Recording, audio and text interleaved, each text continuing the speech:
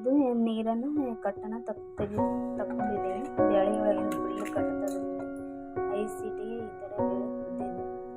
ಇದಕ್ಕೆ ನಾನು ಈ ಥರ 1 ಗ್ಲಾಸ್ ಬೇಳೆ ತೊಗೊಂಡಿದ್ದೆ, 1 ಗ್ಲಾಸ್ ಬೆಲ್ಲನ ಒಡೆದಿಟ್ಕೊಂಡಿದ್ದೆ, ಪುಡಿ ಮಾಡಿ ಹಾಕ್ತಾ ಇದ್ದೀನಿ. ಬರಲ್ಲ, ಹಾಗಾಗಿ ಪೂಜೆ ಮಾಡ್ತೀವಿ. ನೈವೇದ್ಯ ಬಿಟ್ಟು ಮಳೆ ಬಂದು ಒಳಗೆ ಗಂಗಮ್ಮ ಬಂದಿರ್ತಾ ಅಂತಾರಲ್ಲ, ಹಾಗಾಗಿ ಪೂಜೆ ಮಾಡ್ತೀವಿ. ನೈವೇದ್ಯ ಬಿಟ್ಟು ಬ್ಲೌಸ್ ಪೀಸ್ ಏರಿಸಿ ಉಡಿತು ಕಳಿಸ್ಬೇಕಂತೆ,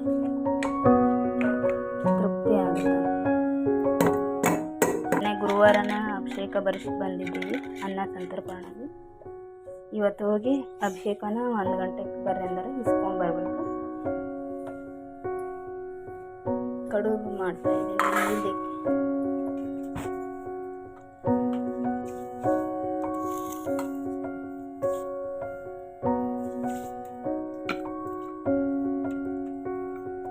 ಇವತ್ತು ಎಷ್ಟು ಬೇಗ ಎದ್ದಿಲ್ಲ ವೈಭವ? ಅಂಗನವಾಡಿಗೆ ಹೋಗೋದಾಗುತ್ತೆ ಅಂತೇಳಿ ಲೇಟಾಗಿ ಹೇಳ್ತಿದ್ದೇನೆ ಡೈಲಿ.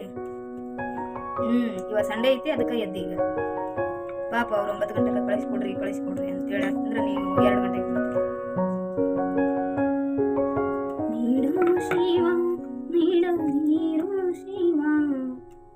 ಬಾಗುವುದು ಎನ್ನ ಕಾಯ, ಬಾಗುವುದು ಎನ್ನ ಕಾಯ, ನಾನೇಕೆ ಅಂಜನಿ ನೀ ನನ್ನ ಬಲಿ, ಶಿವ ತೀರು ಶಿವ ಬಾಗುವುದು ಎನ್ನ ಕಾಯ. ಎಲ್ಲ ನೋಡೋದು ಯಾವ